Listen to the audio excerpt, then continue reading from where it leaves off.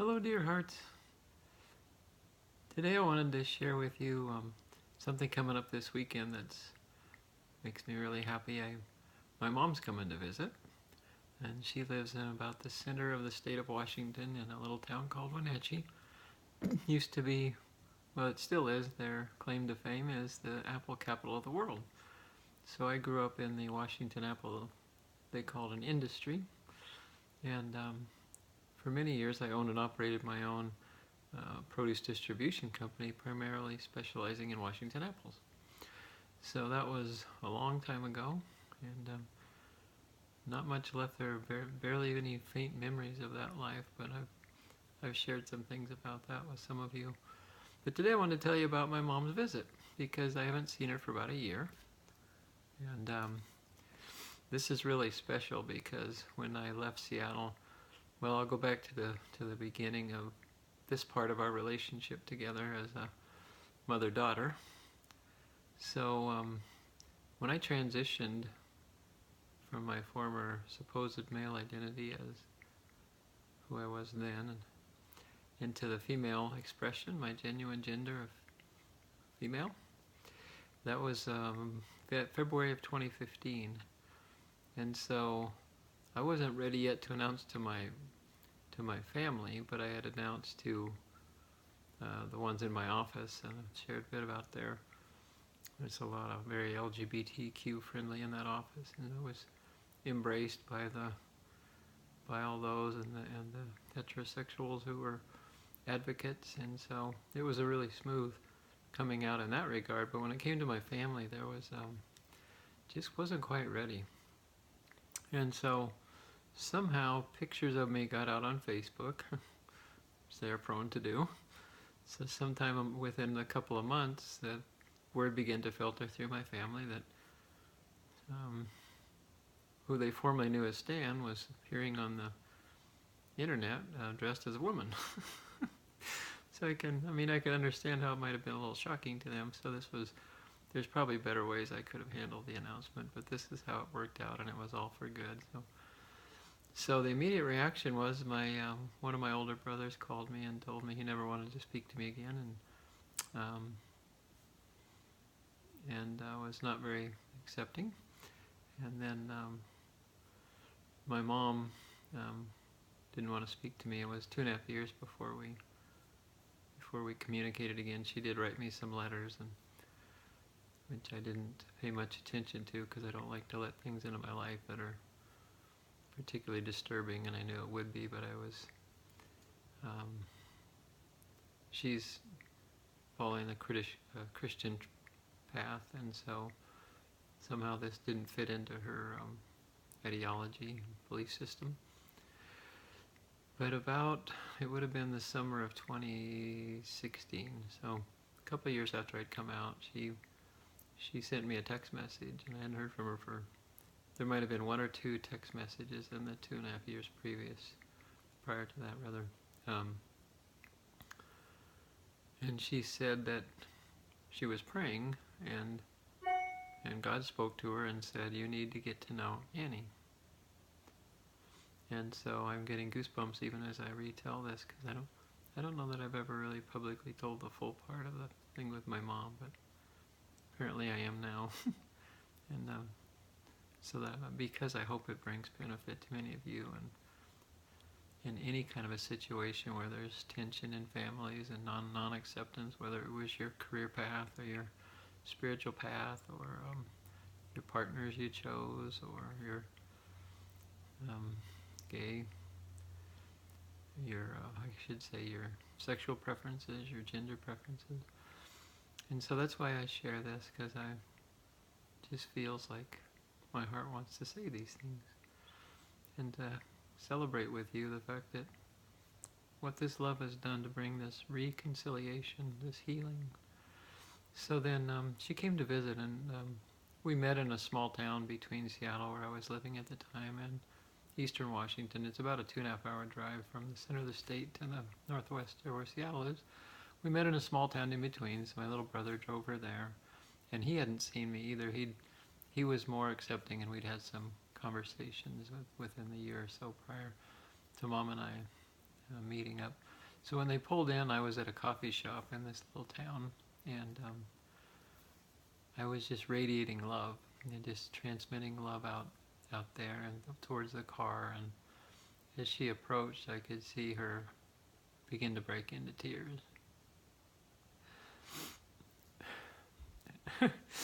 And I did too. So I went over to her car door, and I couldn't wait for her to get out. And I hugged her with a long...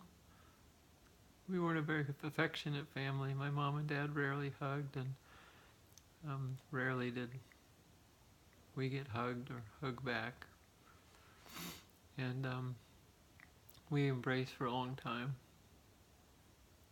And then my little brother was watching the whole time, and he started crying. He's a very tender man, very kind. He takes care of my mom. She lives with him. And thank God for him opening up his home for these years for Mom. She's 88 years old now.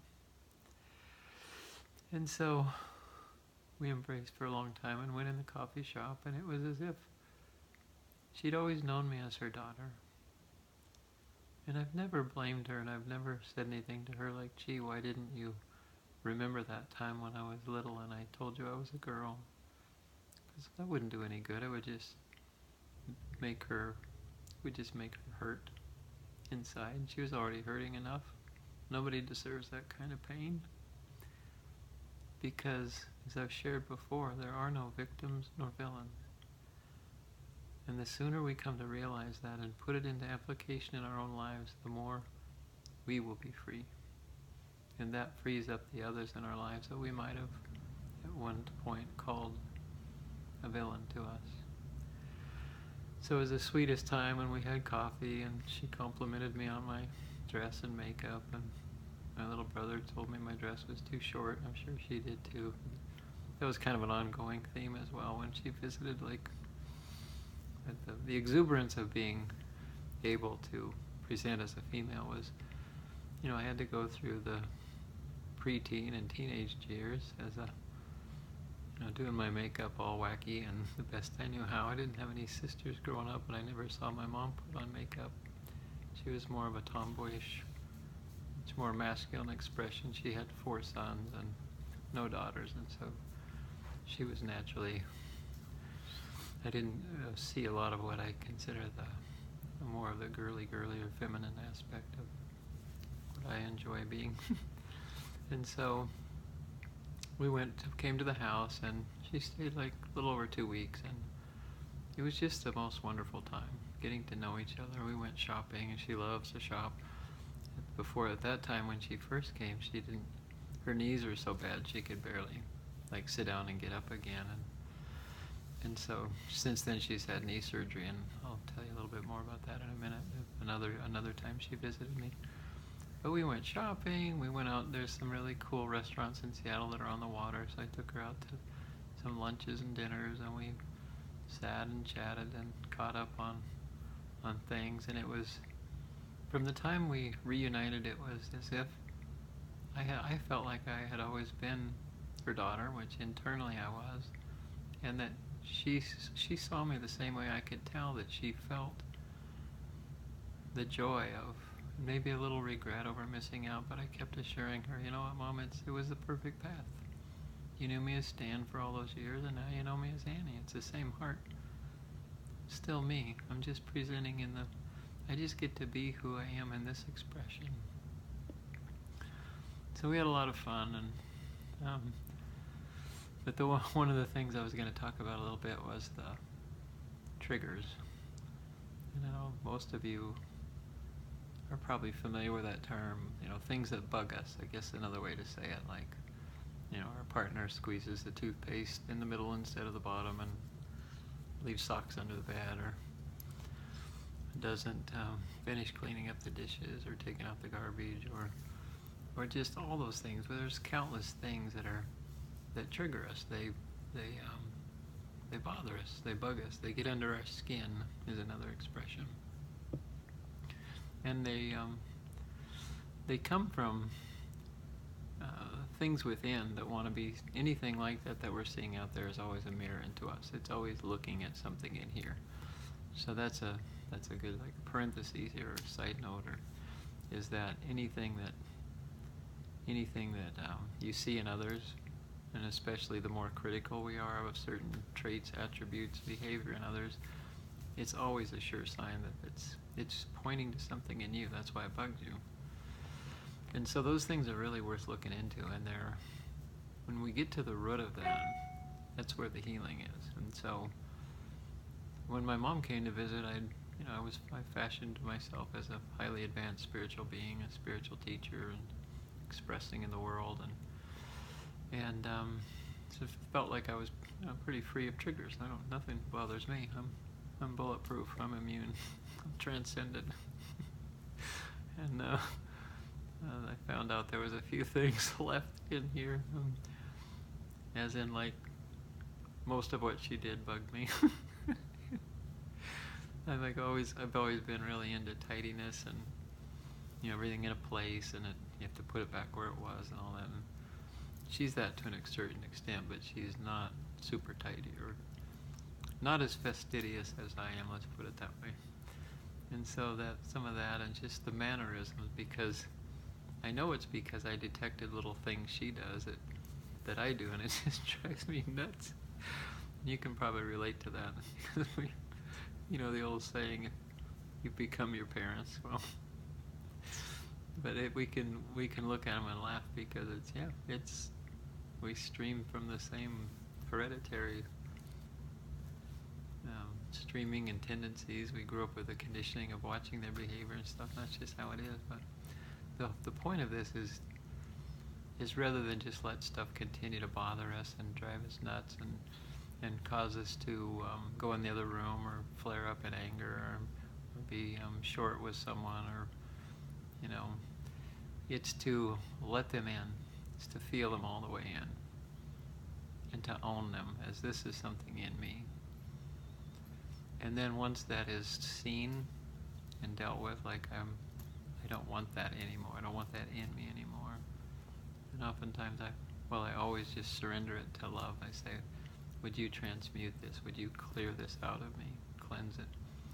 Whatever it takes. If it's a fiery, just feeling the pain a bunch of times and being triggered a bunch of times, take this out of me. Cut the root of this out of my heart.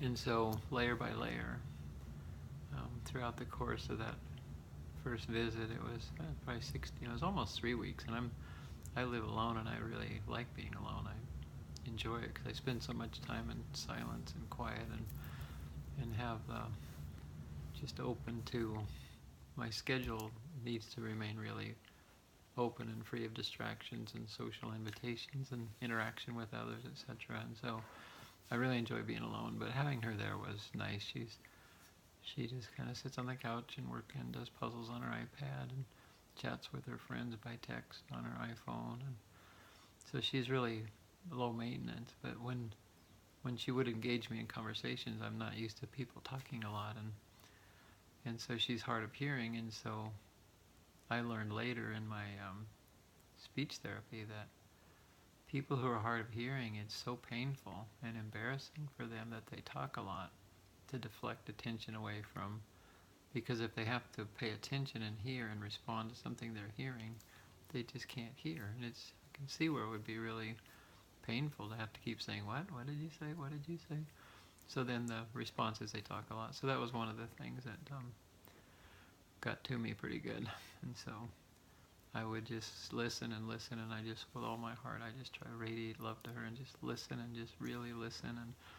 And if the talk got really negative, which that's the tendency with her, and I told her after the first conversation, so I was like, even before she got there, I said, 2 things, can we agree on 2 things, that religion and politics are off limits?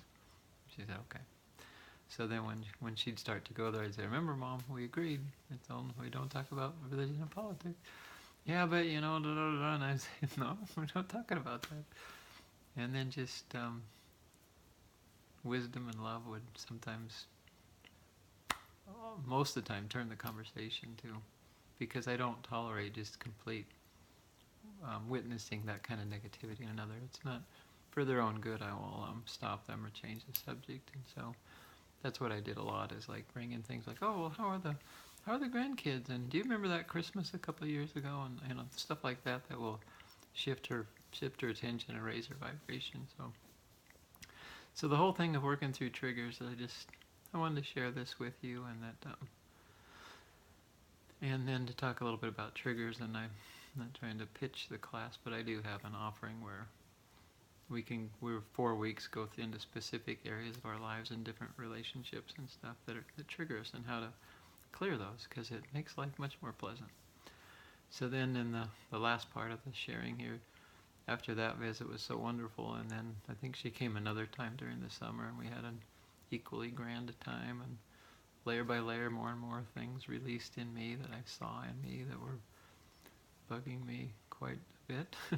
So clearing through those, and by the final, I think the last time she visited was November of 2017, and she'd had knee replacement surgery, so I got to be her nurse, which was really, really a sweet time for me. So she stayed in my house for a little over 3 weeks, recovering from the knee surgery, and so I got to really just minister to her and pour out on her, and it was just a sweet time, and like do all her leg stretches and her exercises, and make sure she took all of her pain pills on time. And sometimes I'd have to say, Mom, now that the therapist said you gotta do these knee things, I don't want to hurt you, but this is something where we just have to do. And she was a good sport, and she called herself a tough old bird, and so she endured and is doing great on her new knee now. So it's when she comes to visit, it'll be smoother for her. I don't have too many steps, but it'll be really cool. So then when I in this like April of this past April, when I knew that this was I needed to devote the rest of my life full time to spiritual teaching, left real estate, and it was an overnight decision, and so as the details fell into place, which it just did it, the move just did itself. I had emptied out my house of furniture and household goods and most of my clothing and everything, and gave it away. And most of it was gifts. A lot of the furniture were things that people had given me, so I asked all of them if they wanted it back, and if they didn't, then I would just kind of have these intuitive hits of who might want this or that piece of furniture. And it was just a really beautiful time of transitioning or exiting out of the 3 years prior in real estate. I was pretty much a full-time spiritual teacher with my clients and with friends that came over, but this was like the final nudge. It was time for me to fly out of the nest, and I was compelled. Love compelled me to do how I'm expressing now. But when I left Seattle, I waited to tell her until like just a couple weeks before, because I didn't want her in more agony. And so I told her, and she was naturally sad. She said, I'm going to miss our times together there, and I'll probably never see you again. And because I told her I'd be doing a lot of traveling, and so, but I said, I'll come back and see you. I'm not leaving the planet yet. I'll come back. And she was really sweet. She sent me a text after I told her, and she said, I'm really sad, but the world needs you. And so a mother's love heart to say, yeah, I'll share my daughter with the world. And I still get chills and tears thinking about it. So thank you for listening to this really deep personal part of my life, and I know there will be elements in here that will be things you can relate to. So we'll be in a lot of touch. I love you all very much. Adios.